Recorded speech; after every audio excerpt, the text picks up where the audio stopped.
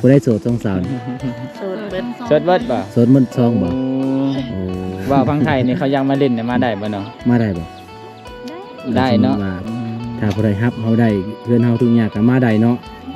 คู่ของน้องก็2 อันทุกคนเวลาไปตักน้ำนี่จะลำบากเลยแล้วก็ อะไรเนี่ยนะ อยู่แซ่บนน้องจ้ะน้อง นี่ฮะ บ่นั่นบ่ ตอนคนเดียว โอ้ก็ประมาณ3นี้เด้อทุกคนเลยนี่ ฟังไทยยังมาเล่นก็มาได้แต่ว่า ก็ประมาณ3นี้แล้วห้องน้อง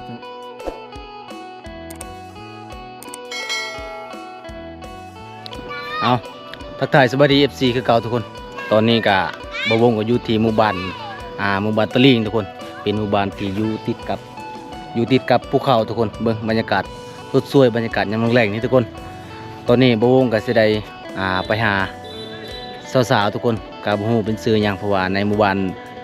ตะลิงก็คือผู้สาวหลายทุกคนเลยถามสาวด้วนว่า30 คนทุกคนเฉพาะผู้สาว30 คนทั้งไม่ห้างทั้งผู้สาวทุกคน30 คนได้ก็ฝากไปติดตามรับชมกันทุกคน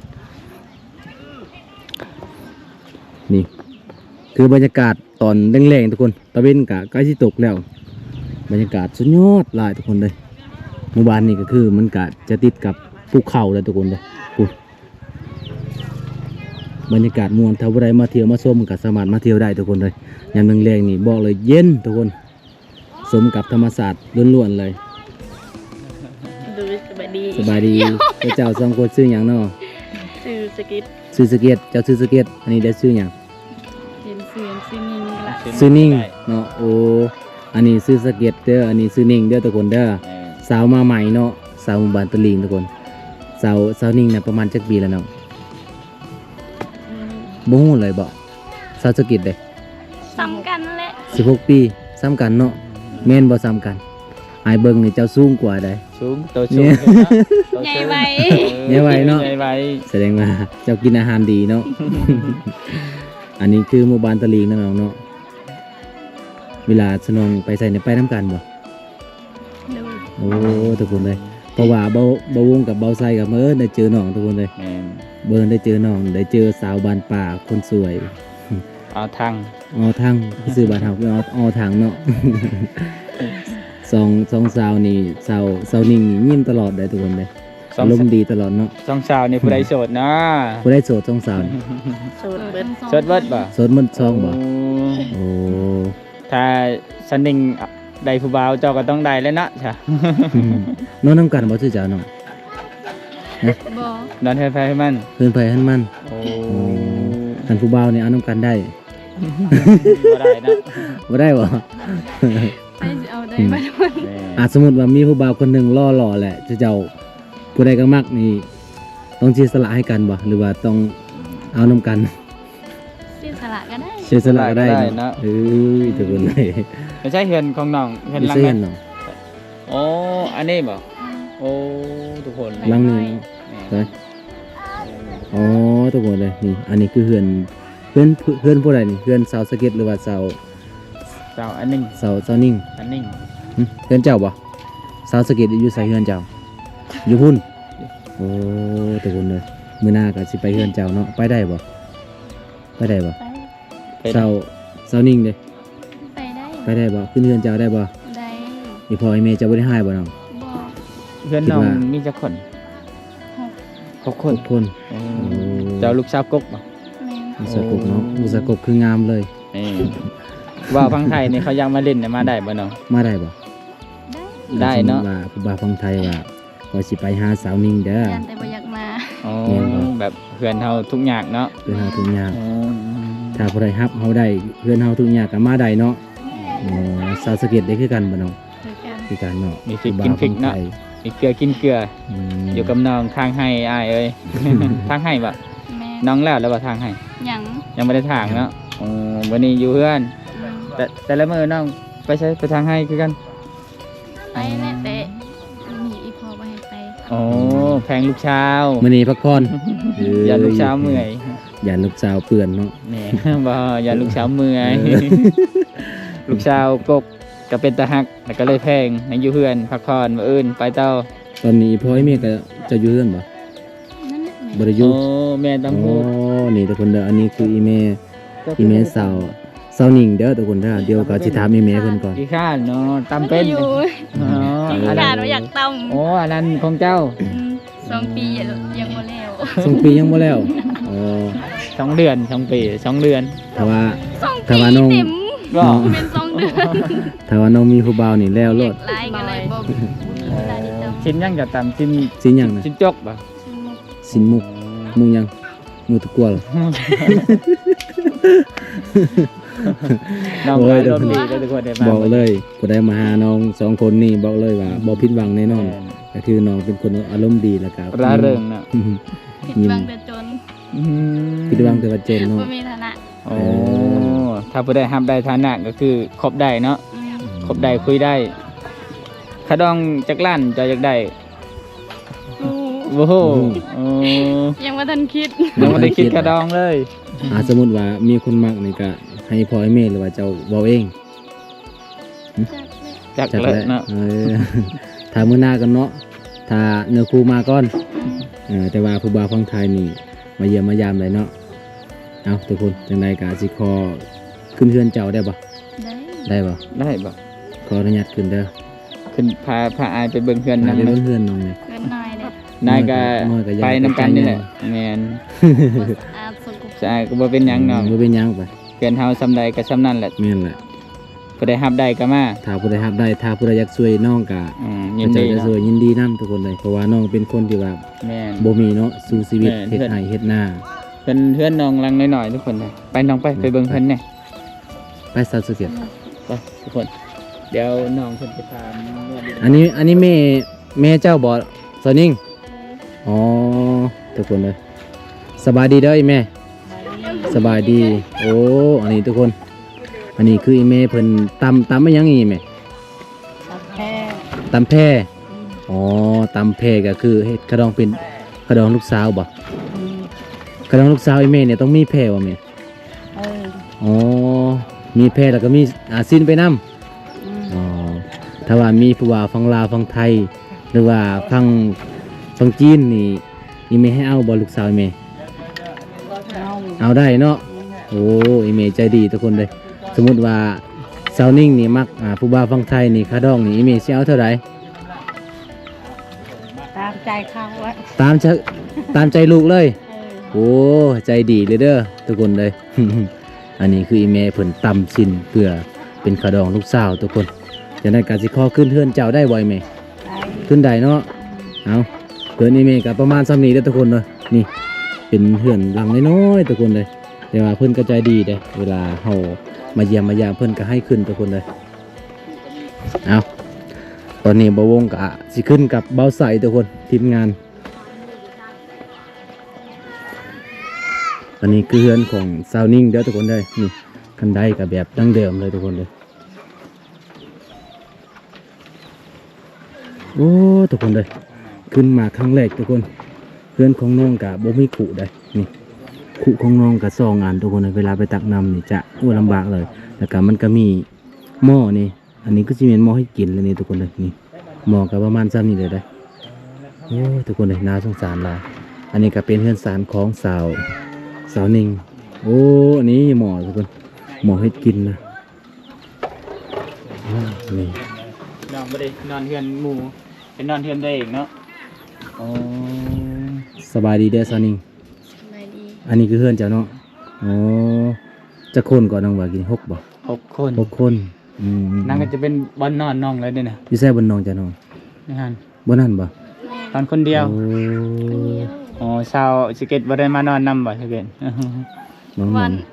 ที่นอนน้อย อ๋อน อนบ่พอ เจ้าคือบ่ไปนอนเฮือนสเก็ต ไปอยากทิมแม่ อ๋อ เลือกทีมแม่เนาะก็เลยนอนน้ำแม่ อืม อ๋อ ส่วนน้องเจ้าเด้ส่วนน้องจะนอนอยู่ไส ไปนอนเรือนหมู่แหละ อ๋อไปนอนเฮือนหมู่ น้องก็ไปนอนให้หมู่ส่วนสะกิดก็ฮักแม่ครับเพลงแม่เนาะ แม่น เพลงแต่แม่บ่พอบ่ได้เพลงบ่ แพงเบิดแล้ว เพลงหมดแล้ว มามื้อนี้คือบ่เห็นพ่อเจ้าเนาะ หึ พ่อน้องไปใส่ไปให้บ่ยังบ่ได้เมื่อบ่โอ้ยังบ่ได้เมื่อแต่ให้ทุกคนนะนี่แหละทุกคนเพิ่นชานบ้านซอ อันนี้คือเฮือนซานของน้องเบิ่ง บ่ใส่ขออนุญาตไปเบิ่งห้องของน้องตอนทุกคนเลย โอ้กะประมาณซ้ำนี้เด้อทุกคนเลยนี่ ทางไทยยัง มาเด่นก็มาได้แต่ว่า ก็ประมาณซั่นนี้แหละห้องน้องจังพ่อน้องว่าบ่ได้นอนเทือนหมู่ทุกคนเลยน้องก็นอนหักแม่แพงแม่ทุกคนเลยนี่ จะย่างไปหรือขี่รถไป กูมีรถขี่ โอ้ย่างเอ้าโอ้ยมือหน้าพาไอไปเบิ่งในเด้อบอลตักน้ำ อ๋อเวลาจะไปตักนี่ไปตักน้ำนี่เจ้าย่างไปบ่ปลาไก่เลยเนาะไก่บ่ ไอ้ฝุ่นทางอันนั้นมองห้วยนั่น อ๋อมังห้วยนำบ่ ห้วยที่เฮาบึ้งขึ้น ติดกับปีภาษานะบ่บ่ทันเนาะวิทย์อันนี้ ปิดอีก โทมื้อหน้าคันจะไปตักน้ำแล้วก็โทรหาอ้ายเด้อ นี่ เดี๋ยวอายสิไปส่ง โอ้ทุกคนเลยตอนเช้าตอนแลงก็เจ้าไปตักบ่หรือว่าอีแม่ ลอยก็ลอยเลยเบิดตอนใดก็ตัดตอนนั้นแหละ โอ้เบิดตอนใดก็ไปตักตอนนั้นเนาะโดย กุลง บ่สาวสกิดกับสาวนิ่งตอนนี้น้องกินข้าวเลยบ่ กินแล้ว กินกับไม่หยังเนาะ ไปกินไก่กินหมี อ๋อ กินต้มหมี กินต้มมีเจ้าน่ะกินไข่คนนี้น่ะกินต้มมีอ๋อไม่ล่ะ คือเอาตรงกันสิพัน โอ้ น้องมีเงินมาใช่เนาะ มีเงินไม่ได้ใส่ น้องคือได้เงินได้ ขุ เงิ ด น ยังบ่ คือจังโบ โอ้รับจ้างเนาะ โอ้ รับจ้างแล้วก็คูดยังโบงโลเท่าไหร่เลย โล 700เลย โอ้ โอ้ขึ้นเลยเนาะ โล700 มื้อ กี นั้น บตัว 600มื้อนี้700เลย ขึ้นเลย พัน เนาะ นึงแล้วมื้อ สาว นี้ สเก็ตเด้คือกันบ่ คือกัน อ๋อเวลาสุน้องไปคูดยังโบงนี่ไปนํกันผู้ได้หลายสุด บ่ฮู้อ๋อบ่ฮู้กิโลบ่ พูดแต่กดนำกันเลย อ๋อคูดนํกันโอ้เอากิโลนํกันเนาะทุกคนเลยมื้อหนึงเนี่ยได้จักโลสองคนน่ะ 30 โล 300 300 โล 300 โล โอ้ ได้บ่ ได้ เขา วัน200ก็ได้ โอ้แล้วเป็นเงินนี่ประมาณจักพันมื้อหนึงเนาะ 200,000เนาะ บ่ฮอด200,000ฮอดบ่ โล 300 โอ้300นะฮอดอืมแต่มื้อหนึงน้องได้จักแสน 37กับ21 เคยได้จักแสน คนละแสน คนละแสน คนละแสน โอ้ แต่ก็คนละ70 อ๋อคันว่า ดิเติมบัตรเนาะ ได้น้อยสุดก็มื้อละ70เนาะได้หลายสุดก็มื้อละแสนโอ้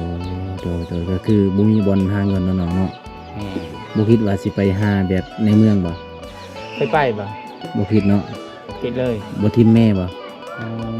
เป็นคันเจ้าสิเอาผัวน่ะเฮ็ดจังได๋ล่ะบัดนี้ จำเป็น จำเป็น จำเป็นแล้วเนาะ นี่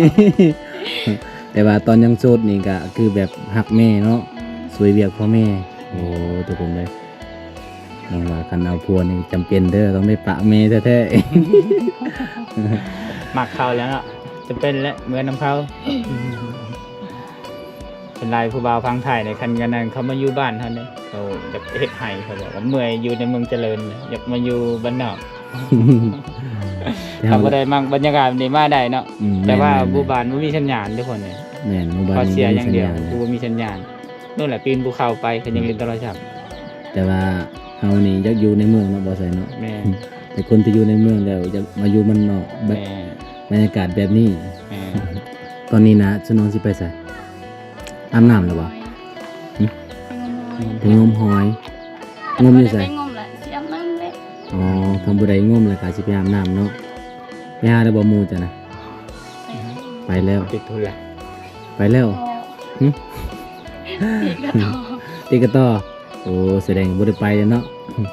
ติดกระต่อแล้วทุกคนเลย แม่น ผู้บ่าวติดกระต่อบ่แม่นผู้บ่าวเจ้าบ่ บ่ บ่แม่น อืม คือไปเอาอยู่กินนี่ ก็มีผู้สาวแล้ว เอา เนาะ มีผู้สาวแล้ว โอ้แสดงว่าเสียใจแล้วเจ้าเนาะ พอกันก็บ่โสดแล้ว เอาทุกคนมื้อนี้ก็ไปเยี่ยมยามสุน้องก็ทีมงานเฮาก็บ่มีหยังสิให้เด้อน้องเด้อบ่มีหยังสิให้ มันก็ปอกกับไป มีแต่โตกับหัวใจนี่แหละ อีหลีเว้า ปา เนาะ กห น้ วา อน ง เหมือนว่าสิเว้ากี่ตัวนี่น้องบ่มีเด้อเฮาก็มาเยี่ยมมายามจังซี่แหละก็ถ้าว่ามีผู้ใหญ่ใจดีอยากช่วยก็ทีมงานเฮาจัดให้แล้วก็สนับสนุนให้ซุน้องก็คือความฝันของน้องถ้าว่าน้องมีเงินนี่สิเฮ็ดหยังเนาะจักได้หยังสิได้เฮือนครัวบ่โอ้บ่มีเฮือนครัวบ่น้องน่ะบ่มีเวลาให้กินเนี่ยเป็นจังได คนไทย ลำบากเนาะแล้วก็ควันไฟไปพร้อม โอ้ทุกคนเลยแล้วก็อีกยังอีกหน่อยอยากได้คุมซีโอ้ใหญ่บ่สิเดินควรน่ะ ลูกมันหน่อยก็ได้ น้อยก็ได้เนาะอ๋อทุกคนเลยเนาะผู้ใหญ่ใจดีคนใดอยากช่วยน้องอยากเห็นน้องดีกว่านี้ทุกคนเลยก็สามารถทักหาทีมงานเฮาแล้วก็เฮาก็สิช่วยเต็มที่ทุกคนซ้ำที่เฮาเฮ็ดได้ทุกคนเลยจังได๋คลิปนี้ก็บ่วงก็สิขอกลับก่อนเด้อคลิปหน้าก็มาพบกันใหม่เนาะสาวนิ่งแล้วก็สาวสะเก็ตเนาะส่วนสาวสะเก็ตเด้แต่เจ้ามีเงินน่ะเจ้าจักได้หยังเนาะ ฮะ อยากได้รถ อย่าได้รถโอ้คุณพันเจ้าใหญ่เลยเนาะ ใหญ่ เจ้าบ่มีรถบ่อยู่เฮือนเจ้าน่ะอ๋อรถน่ะจะคันอยู่เฮือนจ้ะบ่มีเลยปาทุกคนเลยก็บ่มีแนวสิหาเงินเนาะแต่ว่าก็คืออยากได้ก็จักได้รถเนาะผัวบ่อยากได้บ่ผัวน่ะฮะ อ้าวสาวสะเก็ตได้บ่อยากได้บ่ผัวน่ะบ่อยากได้แต่รถ เลย โอ้ผัวก็ยังบ่พร้อมเนาะแต่ว่าถ้ามีคนลมคนมักก็ลมไปก่อนเศร้านิ่งเด้ผัวบ่อยากได้บ่ บ่ บ่อยากได้อ๋ออยากได้หยังอยากได้แต่เพิ่นครัว ผัวปีหนาก็ได้ ครัวปีหน้าก็ได้ แต่สามารถล้มได้เนาะอ๋อทุกคนเลยเพราะว่าน้องก็ยังหนุ่มยังน้อยเนาะ ครบไปก่อน ทุก เนาะ คนเลย อยาก จะได้ ไปก่อน ครบไปก่อนเนาะจะได้คลิปนี้ก็บ่วงก็ขอกลับก่อนเด้อบ๊ายบาย